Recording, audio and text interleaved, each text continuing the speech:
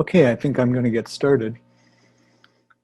So it's a great pleasure to introduce Hillary Schwarb, who's going to give the director's seminar for today. I think I'm going to say a little bit of so as director, you know, this is the wonderful thing about being the director. You get to choose who you'd like to speak. Maybe this is the first time we have had, and I'm not sure, so I didn't go back and look, but mostly we hear from our faculty at Beckman Institute. And one of the things that I wanted to do was to recognize the enormous talent that we have here at Beckman Institute. And so having seen Hillary give at least snippets of some of what she's going to talk about today, I knew that this was a perfect um, piece of research that really defines what Beckman is all about. And so I wanted to invite Hillary to give the director's seminar this semester. And so Hillary, thanks for agreeing to participate. We're definitely looking forward to your talk. So thanks again for everybody that has joined us. And the Beckman Director's Seminar has always been one of the, I think, the most exciting things about the Institute. And I think it's one of the things that has been going on since the very beginning. And so it's my pleasure to welcome you here. Normally we have lunch together. Hopefully everybody grabs something to eat and we can all sit back and enjoy. If nothing else, I'm sure we'll be filled with a lot of good nourishment from what Hillary has to say. Hillary is a Beckman Institute research scientist. She also is part of the IHSI. And she's going to talk to us today about brain elasticity and cognitive outcomes, the impact of brain mechanics on memory. But before I do that, let me give you a little bit of background about her. Hillary is a cognitive neuroscientist, and she's an experimental psychologist who studies memory and the neuroanatomy of memory systems. Hillary earned her PhD at Georgia Institute of Technology in 2012, and then she came here and has done a postdoc and then has continued on as a research scientist. As a research scientist, she works in the Biomedical Imaging Center here at Beckman Institute, and her research focuses on leveraging the multiple neuroimaging techniques, both structural as well as functional, to explore brain behavior and relationships with memory systems and the greater memory network. Her recent work has been instrumental in translating magnetic resonance elastography tools and studying the cognition and demonstrating that there are detectable microstructure differences in the brain, even among healthy adults. And so with that, I would like to turn it over to Hillary. And I guess one other comment is that if you have questions, please post them in the chat and Hillary will answer as many of them as possible at the end of her presentation. So Hillary, the platform is yours. Good, thanks so much, Jeff. So my name is Hillary Schwarb, and I'm so happy to be here today to talk to you about the impact of brain mechanics on memory. And I thought I would start with a few thank yous, except I'm not able to advance the slides, so there we go. So of course, I'd like to thank Jeff and Patty for the invitation to speak with you all here today, even if it is from my guest room and not in person, but I now appreciate the benefit of these virtual talks as I'm seeing lots of old familiar faces from Beckman pop into this presentation, so that's great to see. Thank y'all for being here.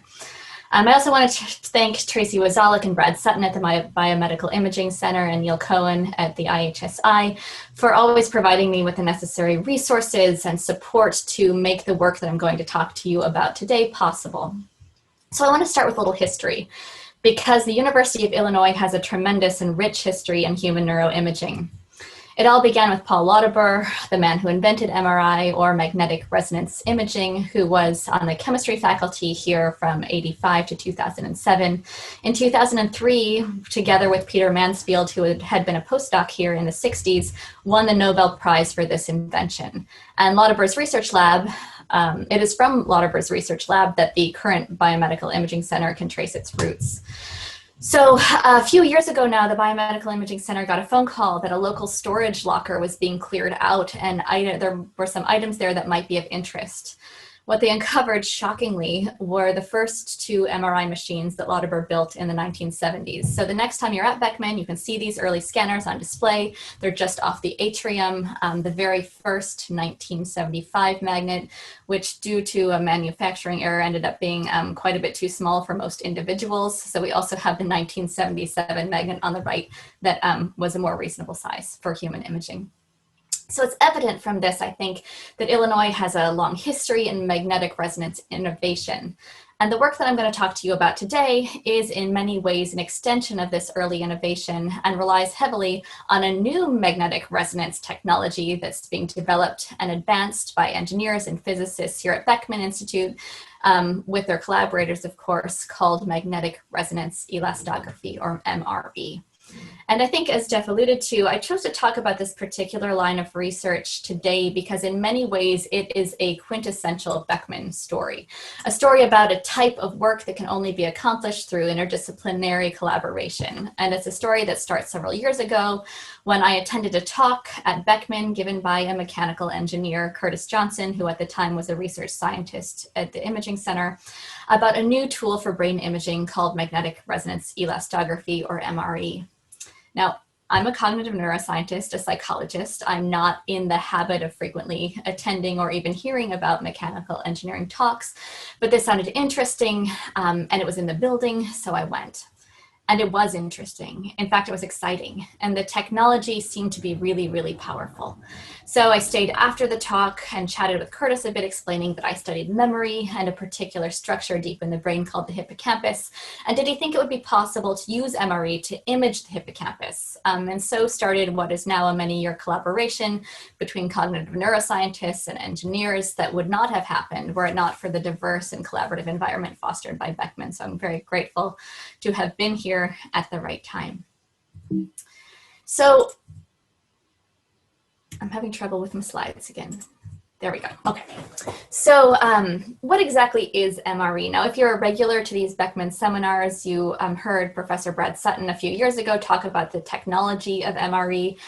I'm a neuroscientist. My interests really lie in how to apply these technologies to questions about human cognition. So I'll give you a brief overview today, but it will not have the same technical focus as that earlier talk by Brad. So MRE, what it is it's a non-invasive technique that's used to measure mechanical properties of biological tissue. So using this technique, you palpate the tissue, in this case I'm talking about the brain, by sending shear waves through the tissue and measuring their displacement.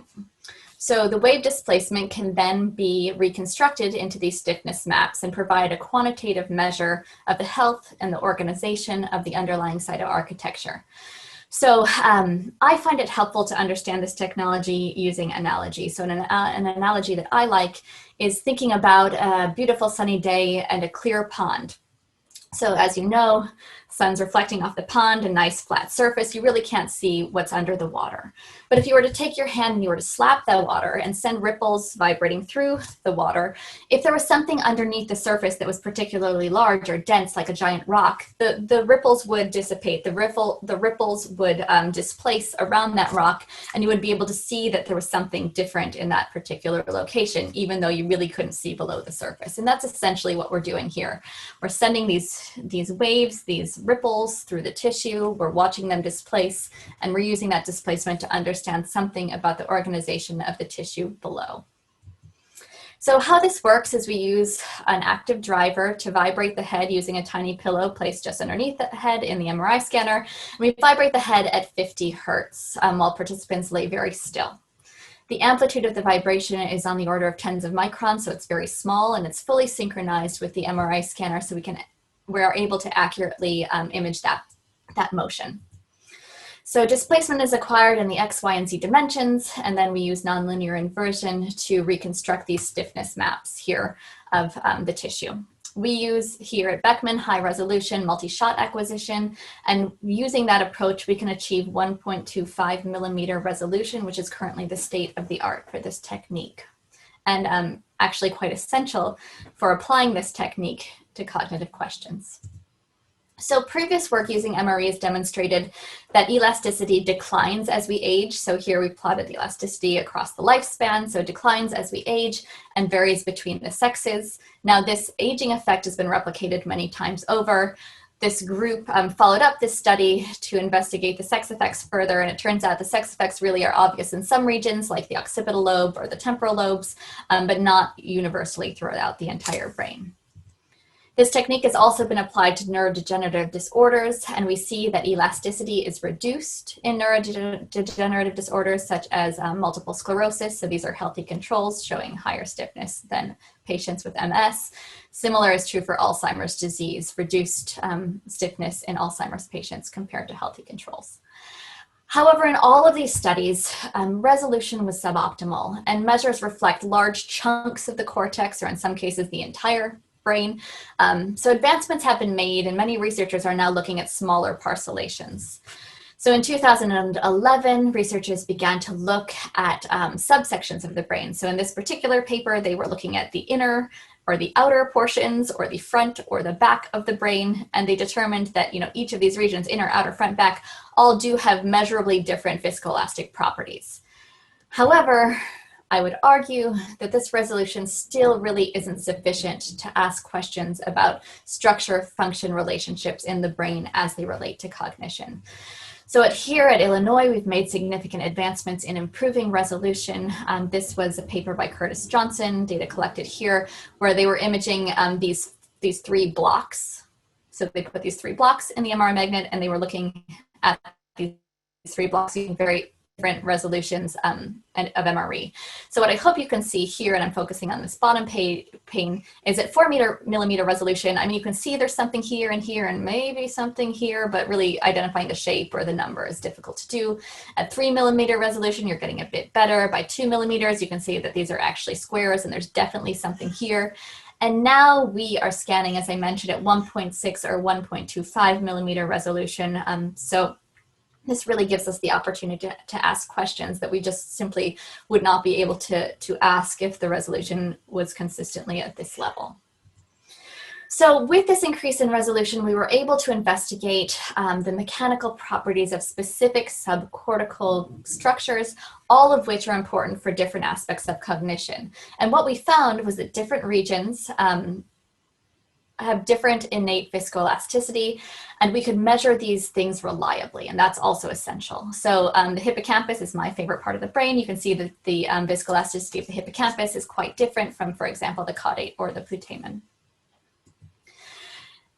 Now, something that I've glossed over so far is what measures are reported from MRE. And it turns out there are several measures that are reported, but in this talk, I'm going to focus specifically on one particular measure called the damping ratio.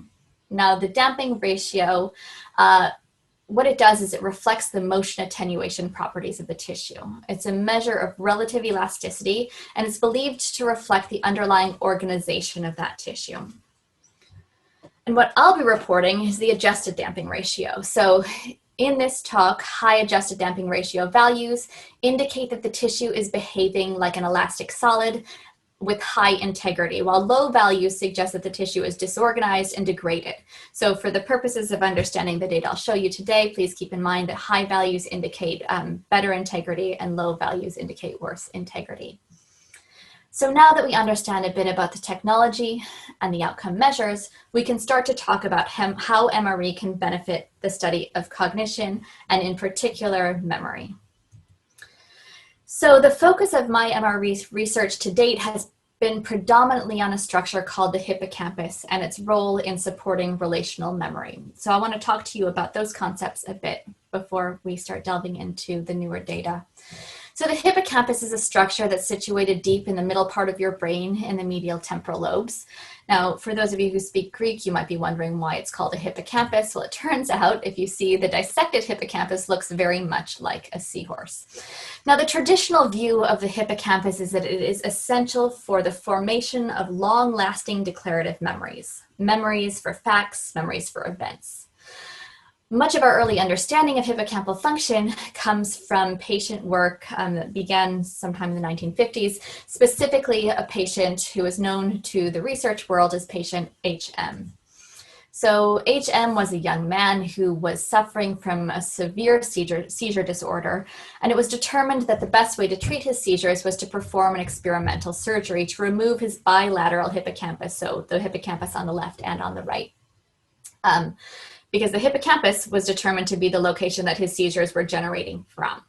So the idea was they could remove the seizure generating locations and the seizure disorder would improve. Well, in fact, after surgery, his seizure disorder did improve. However, there was one very unexpected and devastating side effect. He was unable to form any new memories for the rest of his life. Consequently, he was studied for the subsequent 50 years, and the impact that he has had on our understanding of how the hippocampus supports memory is really, really difficult to exaggerate. Because out of this line of research emerged many new theories of hippocampal function, one that expanded the traditional view that the hippocampus was important only for long-lasting declarative memories, and that theory that I'm going to talk to you about now is called the relational memory theory. Relational memory theory suggests that what the hippocampus is actually doing is it's binding arbitrary information into a coherent representation that can then be used flexibly depending on the situation or the goals. Memory is not static, it's flexible. So for me, relational memory is really the crux of real-world memory. It's how I remember that the same arbitrary string of 10 digits can be used every time I want to call my mother, for example, or it's how I remember where specifically I parked my car in the parking deck every single day. I mean, that hasn't been an issue lately, but traditionally that is a good use of my hippocampus. So what the hippocampus is doing is it's taking information about the time, the people present, the location, and binding those things into one salient representation that can be remembered and used later. So this theory and the data that it inspired taught us that if you do not have a hippocampus, you have a deficit in relational memory abilities. But that's a very extreme situation. Not having a hippocampus at all, unfortunately, affects only a very small number of people.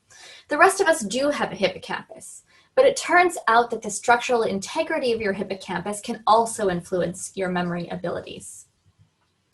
It also turns out that the hippocampus changes as we develop and we age. So this is just a quick cartoon with hippocampal volume, so the size of your hippocampus being plotted against how number of years old you are. And what you can see is that it changes across the lifespan. During childhood, the hippocampus grows, it gets bigger, and the size of the hippocampus during this period is associated with performance, specifically on relational memory tasks. So children who have a larger hippocampus perform better on tests of relational memory than children who have smaller hippocampi. Similarly, among older adults, hippocampal volume decreases. The hippocampus begins to atrophy as we age.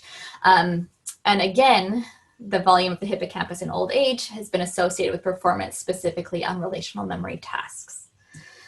However, there's this period in the middle here, over a number of years, we would call this sort of young adulthood, where the hippocampus remains relatively stable. And any differences that exist during this period do not appear to be associated with differences in relational memory abilities. In fact, if you were to plot hippocampal volume and memory performance in people between the ages of 18 and 35, your plot would look very much like this, essentially a flat line indicating there's really no relationship between the two. However, it's possible that there are much smaller changes that are occurring, changes that are not detectable using traditional MRI and measuring the volume of a structure, but that might be just as informative for memory function. Now, because MRE is a technology that measures microstructural changes, the kind that likely precede these larger macrostructural changes that can be picked up by measures like volume, perhaps MRE could be used to test this idea. So, this was the goal of our first experiment, and we asked a very simple question. We just wanted to know, is there a relationship between hippocampal viscoelasticity and relational memory among healthy young adults? So we recruited 20 young men who completed both an MRI and an MRE scan. So we got the MRE data from their hippocampi specifically, and then we also asked them to perform a relational memory task. The task that they performed and the task that I'm going to talk about for the remainder of this talk is called a spatial reconstruction task. So what you do is you're presented with 5 squiggles on the computer screen. You study them for 20 seconds. So you're studying the location of each of these squiggles. Then they disappear for a brief 5-second delay. and they reappear at the top of the screen. And your job is simply to put those squiggles back where you just saw them moments ago to reconstruct the display that you just studied. So this is actually quite a difficult task. No one does perfectly. It's one of the reasons that we really like this task. But what we tend to measure in this task is the types of errors and the degree of error that people are making. So the errors tend to fall into different categories. Displacement errors. So displacement errors occur when a participant puts a squiggle some distance from its studied location. So, it was supposed to be here, you put it here, that's a displacement error, and we can measure how far off you were. Arrangement errors occur when participants misremember the item location binding, or even sometimes switch the location of two of the squiggles together. So these are different type of error, but very frequently seen in these types of tasks. So it's been previously shown that patients with hippocampal damage, patients like HM, make more of both of these types of errors than healthy controls. So we believe that this is a sensitive measure of hippocampal function. So what did we find? Well, what I'm plotting for you here is the adjusted damping ratio, this measure of hippocampal viscoelasticity, plotted against displacement and arrangement measures from the reconstruction task. And what we see is that hippocampal viscoelasticity showed a strong positive correlation with both measures from the spatial reconstruction task, and that participants with higher viscoelasticity were performing better. So individuals with higher viscoelasticity, indicative of a higher degree of integrity, were performing better on the task than those with lower integrity.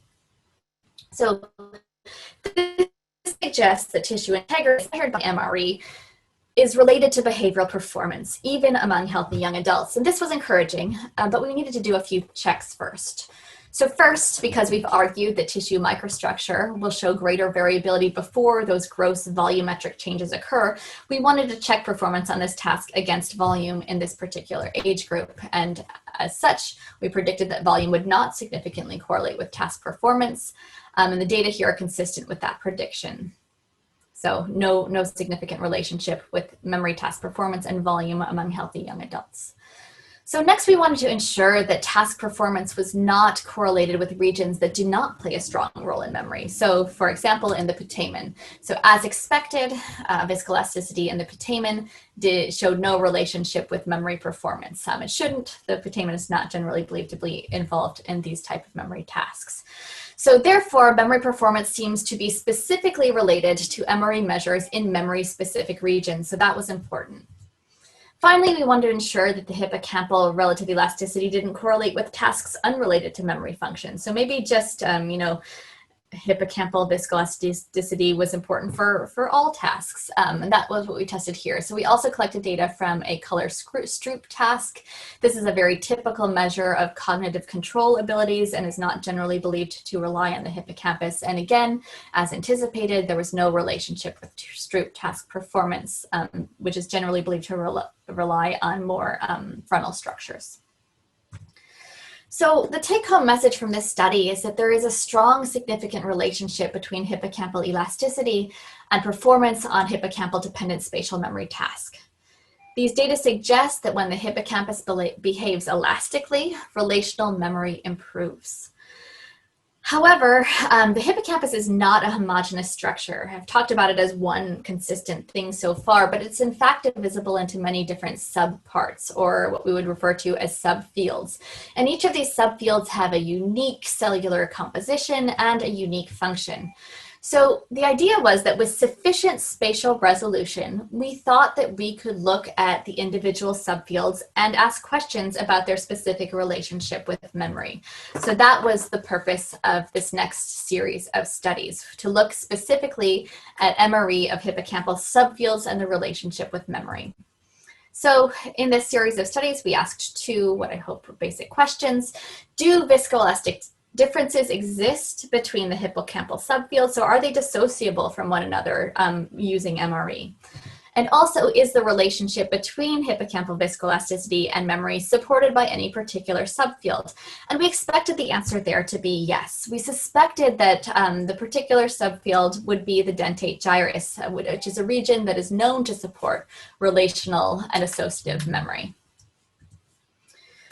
So again, we recruited volunteers, we had them undergo an MRE scan, and then we extracted data from each particular individual's hippocampal subfields, including the subiculum, which is this area here in green, combined CA1, CA2 subfields, as well as the combined dentate gyrus CA3 subfield as well. So we expected that different subfields would have different viscoelasticity, as each subfield has a unique cellular composition and organization. And indeed, that is what we found. So this was a paper that was actually just accepted this week, some work by graduate student Peyton Delgorio, who compared the viscoelastic properties of each of the subfields to each other. And what we found was that the subiculum, which is composed of small pyramidal cells that are kind of crudely organized in sort of a column organization like in the cortex, this had the highest suggested damping ratio, indicative of having the kind of most organized structure, whereas the dentate gyrus, composed of sort of small, tightly packed granule cells with complex mossy fiber projections, showed the lowest viscoelasticity. So what these data suggests is that indeed there is a different measurable viscoelasticity between the subfields, and we can dissociate them from each other. In a separate study that was done with Anna Dougherty when she was a Beckman postdoctoral fellow here, we were looking at the relationship between the hippocampal subfields and memory performance. Again, memory performance on this spatial reconstruction task that you're now familiar with. And as predicted, what we found was the dentate gyrus was the only subfield to show a significant correlation with memory performance. Here we're plotting memory errors, which is why the relationship is negative. But again, what you see is people with higher viscoelasticity in their dentate gyrus are performing better, as in they're making fewer errors than those with lower integrity, indicated by lower viscoelasticity. So the take home from this study was simply that hippocampal subfields do indeed have different viscoelastic properties, and that one of the subfields, or a combined subfield of dentate gyrus and area CA3 in particular, alone correlated with relational memory performance. So that was interesting, that was exciting. We determined that we could reliably detect viscoelastic properties in these very small subfields, and that as predicted, subfields that we expected to be expected to be involved in relational memory were indeed involved. However, the next step was to investigate whether or not MRE was sufficiently sensitive to detect structural changes or differences that can be induced. So far we've been talking about kind of the innate structure of someone's hippocampus. However, we know that there are things that can change the structure of the hippocampus, and one of the things that we know can influence the cellular composition of the hippocampus, and in particular the dentate gyrus, is exercise.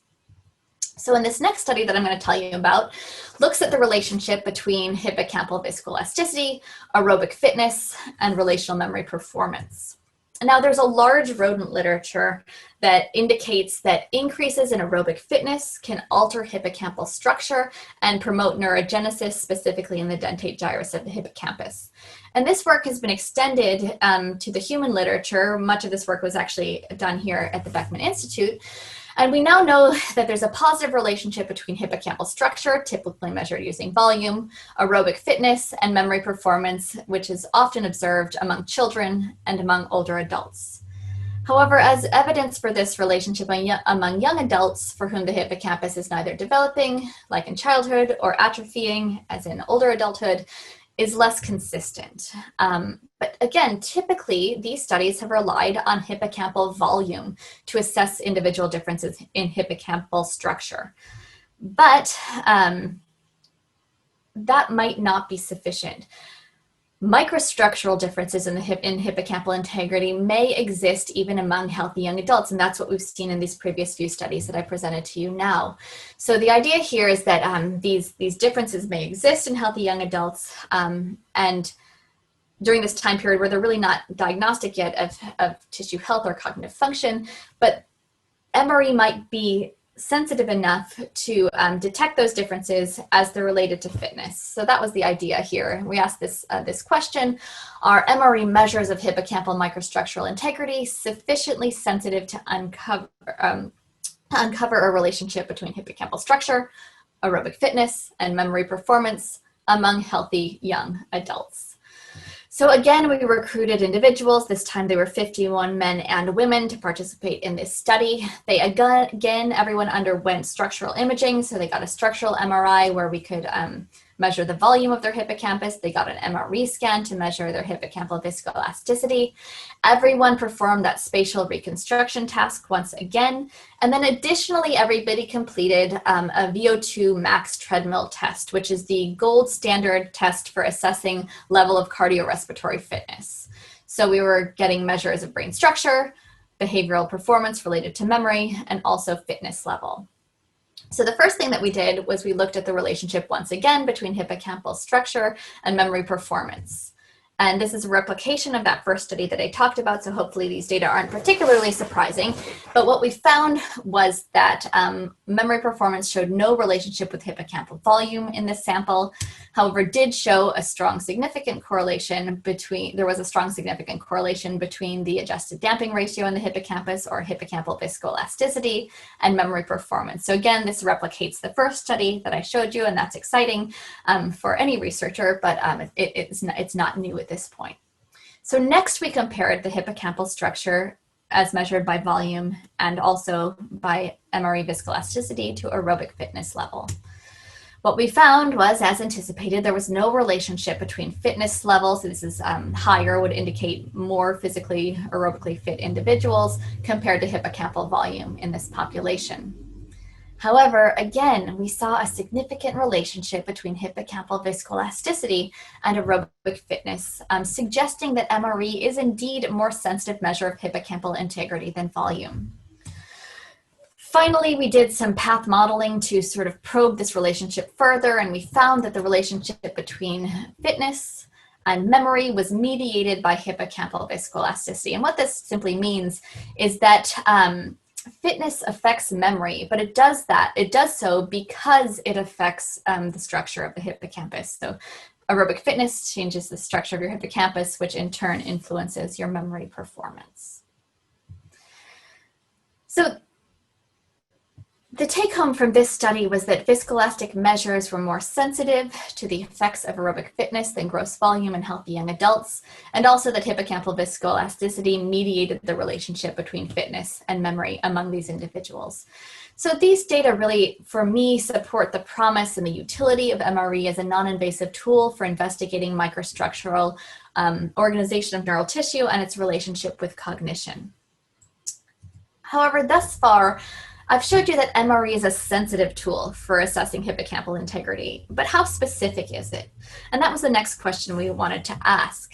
And the specificity is really very important because decades of neuroimaging research, patient research have showed us that different parts of the brain support different aspects of cognition. Now, we now understand that it's unlikely that any one structure supports a particular cognitive process and that there are networks of brain regions contributing to cognitive success. However, there are regions like the hippocampus that are essential regions for a particular process, like memory, for example. So we want to know, using MRE, can we use MRE to study something about the integrity of the hippocampus that is related particularly to memory outcomes?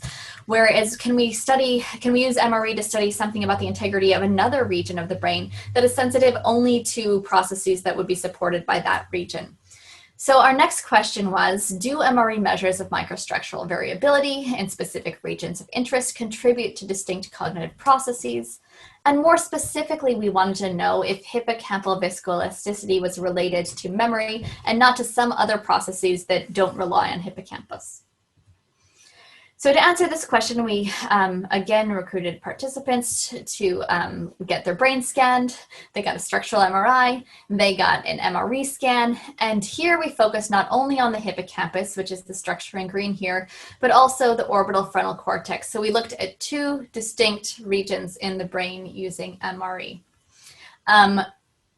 We also had everybody undergo a battery of behavioral tests that included not only our relational memory task, the spatial reconstruction task that you're familiar with now, but also a figure series reasoning test. So this reasoning test is a canonical measure of fluid intelligence. So this one item is depicted here, in which participants must choose the correct item for a missing series that's governed by some sort of rule. So your job is to determine which of these options here best fit in this missing location. So based on our patient literature, we know that the hippocampus is essential for relational memory success. And we also know that orbital frontal cortex, this region here, is essential for successful performance on measures of fluid intelligence, like this figure series reasoning task. So what did we find? Well, first, I'm just going to show you the relationship between hippocampal viscoelasticity and memory performance. This is something we've now seen several times, so it shouldn't be a surprise that we report a strong, significant positive correlation such that individuals with higher viscoelasticity in the hippocampus are performing better on measures of relational memory. But next we wanted to know if hippocampal viscoelasticity is related to performance on something like fluid intelligence, something we wouldn't anticipate it being involved in. And what we found was no significant relationship between performance on this fluid intelligence task and hippocampal viscoelasticity. So that suggests that it's specific to the hippocampus. However, when we compared fluid intelligence performance to viscoelasticity in the orbital frontal cortex, that other part of the brain, what we found now was again a strong significant correlation. So individuals who have higher level of viscoelasticity in the orbital frontal cortex are performing better on this task of fluid intelligence than those with lower integrity. And to complete our little grid here, we saw there was no significant relationship between memory performance and the structure of the orbital frontal cortex. So we call this in psychology or in science a double dissociation, where one thing influences one item and not another item, but a second thing influences that second item, but not the first item. So double dissociations tell us that two related mental processes can function independently of each other, thus highlighting the specificity of our MRE data. Hippocampus integrity is specifically related to memory and not to fluid intelligence. That's indicated here, whereas orbital frontal cortex integrity is specifically related to fluid intelligence and not memory. So this double dissociation provided the first evidence that MRE measures of microstructural variability in specific regions of interest may contribute to distinct cognitive processes. And these data point to a potential for MRE to provide a novel tool for investigating functionally relevant neural tissue microstructure that may also have some clinical relevance. So I want to take a few minutes to talk about some of the ongoing studies that we're doing and some upcoming studies as well, taking this work that I've described and sort of pushing it to new domains. So what I've told you so far today is that MRE is sensitive to changes in microstructural tissue or differences in microstructural tissue that have relevance to cognitive outcomes in healthy young adults. So I want to extend this finding now and to first the aging population. So we think that this work that I'm about to describe also has some particular clinical relevance in identifying individuals who are at risk for memory disorders later on. So let me tell you a bit more about this project. So what I hope you know at this point is that the hippocampus is a structure that changes across the lifespan.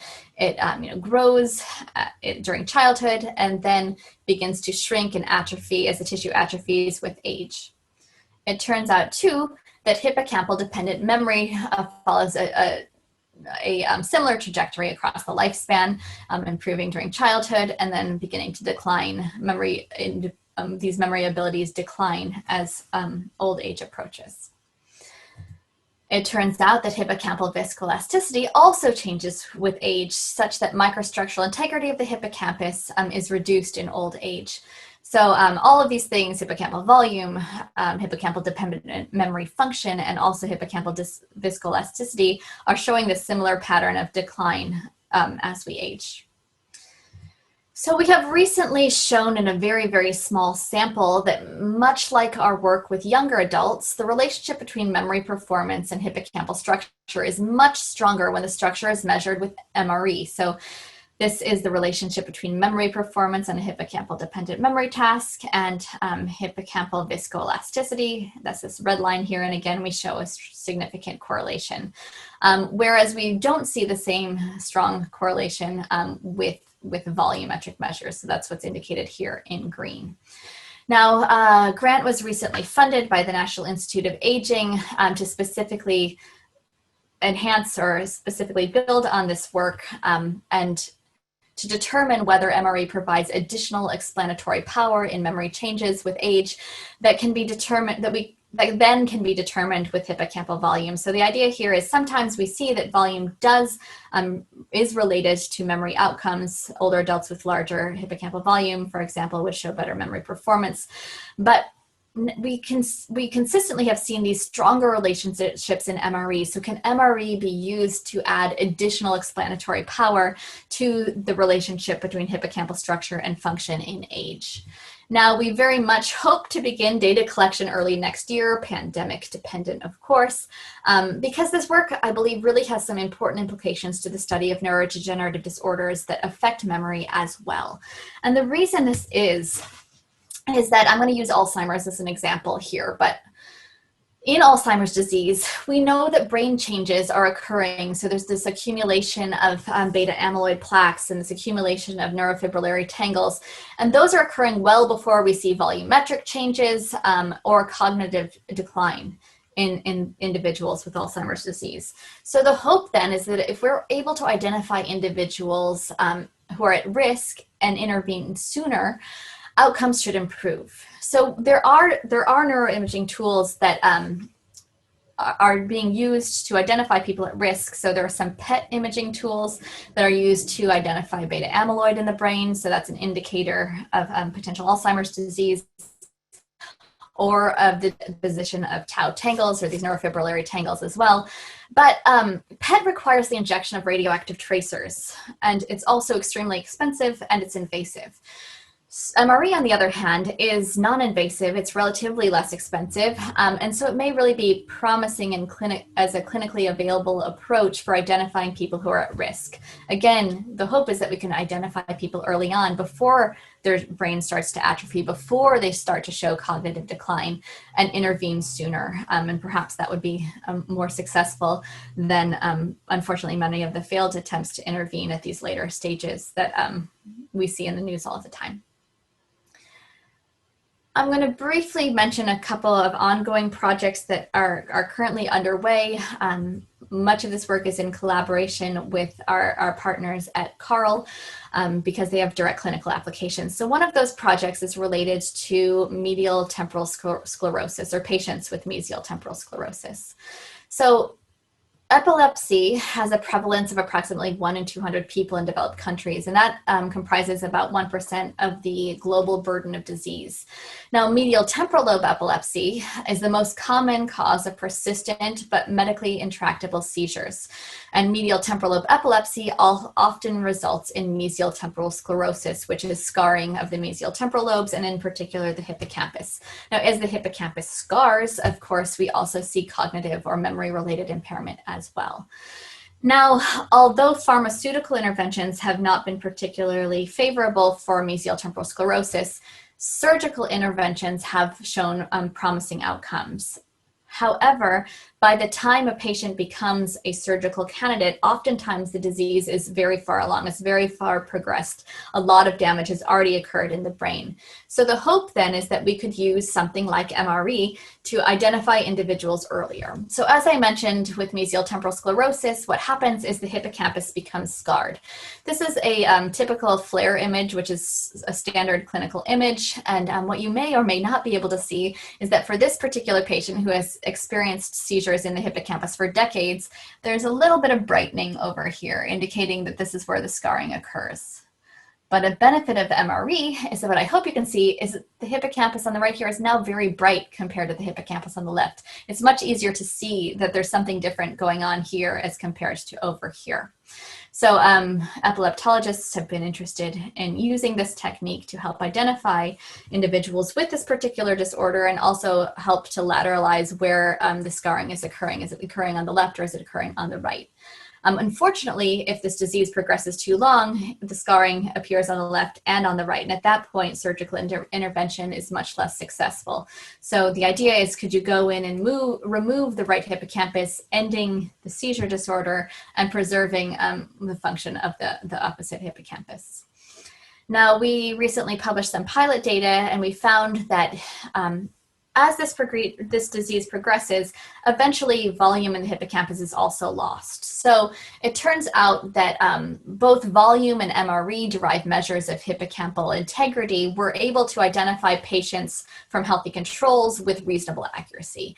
However, the best and most accurate predictor was a combination of using both the volume and the MRE measures to dissociate actual patients from healthy individuals. So this work is ongoing, particularly with Dr. Graham Huseman at Carle. Another study that's currently ongoing that I'm excited about is looking at structural changes that accompany hormone fluctuation in the hippocampus. So neuroscience research has traditionally underutilized female subjects, in part due to alterations in neuroanatomy, neurochemistry, and behavior across the menstrual cycle, just making things messier.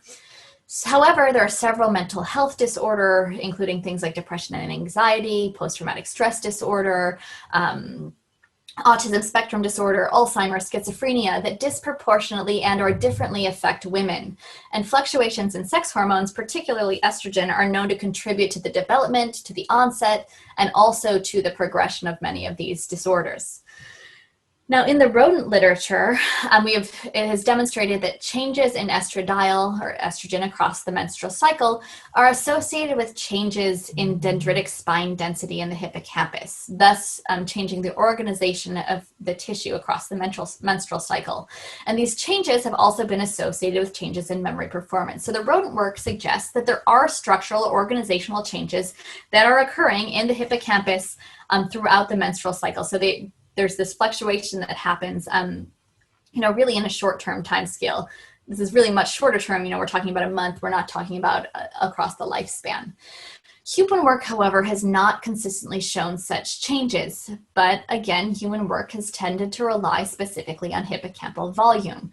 And again, volume is a gross measure of hippocampal integrity. So once again, we're asking in this project here if MRE might be sufficiently sensitive to measure these changes in healthy cycling women. So what we have found in this small pilot sample is that indeed there are hippocampal viscoelastic differences when estrogen is low compared to when estrogen is high.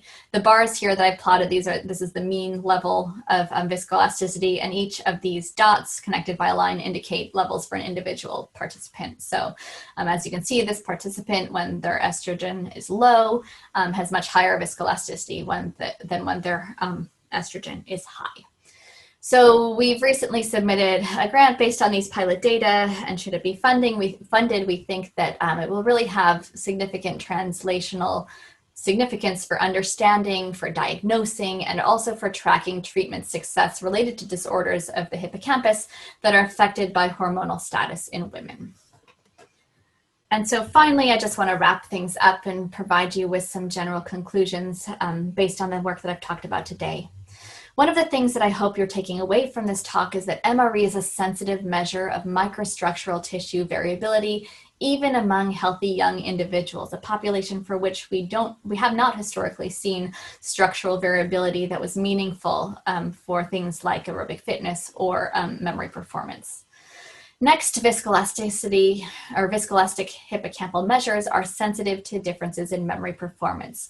So individuals who viscoelastic measures indicate have better integrity or higher integrity in their hippocampus are indeed performing better on tasks of relational memory compared to those individuals who are showing lower viscoelasticity. MRE also provides a high degree of specificity for exploring structure-function relationships. I've really focused on the hippocampus for this talk. However, there are many other brain regions that I think could benefit from the use of this new technology in understanding the relationship between those structures and their cognitive outcomes. Also, MRE has some clinical utility in diagnosing and staging disease. We saw some of that in the pilot data with the mesial temporal sclerosis, and also are hopeful to expand that into other populations as well. We have some grant funding to start exploring this relationship in individuals with traumatic brain injury in the upcoming months. And finally, MRE provides a new and useful tool for the study of cognition. And this is really the thing that I've been promoting over the last several years, that this is really, it's a different tool. It's easily implemented, especially if you already have an MRI scanner, and it really can provide you with additional information that you're not getting from some of the more standard neuropsychological or neuroimaging techniques. And with that, I just wanted to thank all of my collaborators. I want to thank our funding agencies for funding this work, and I really appreciate you being here today to hear me talk about what I think is some exciting data. With that, I'd be happy to take any questions. Hillary, thank you so much. That was really a most impressive talk. I really appreciated the story in the very beginning on how this all came to be. It's if that doesn't define convergence in interdisciplinary research, I don't know what does. For those of you who came late, if you missed the introduction, this is recorded, so it'll be up online and available to catch that really nice story that Hillary gave at the very beginning. Hillary, I also appreciated hearing all about the future and ongoing work. I think that's really showing so many much impactful potential. And I am going to turn the Q&A moderation over to Patty Jones, who's been monitoring the chat, and will feed you some of the questions. So, and I will come on to close us out. Thank you, Jeff. Yes, so yes, audience members, you can either privately chat with me or Stacy, and Stacy's been getting questions. So Hillary, I have a few questions for you from the audience. Great. Question number one, why is the hippocampus your favorite part of the brain? Well, that's a great question. It's the thing that's like the most, so it's most close to home.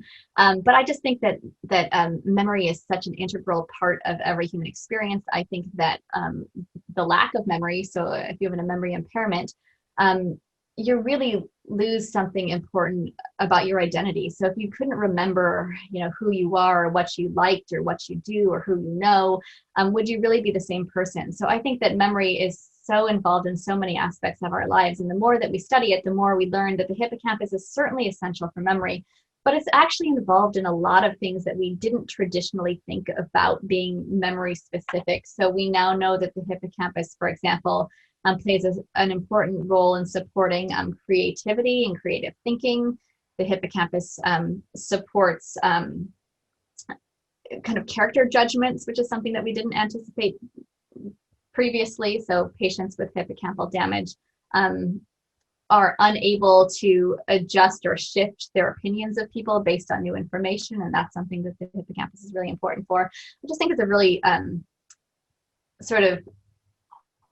it has traditionally been seen as really just this thing that supports our ability to hold on to information for a long time. And I think that we're now finding that it's involved in so many aspects of our rich lives that it's just my favorite.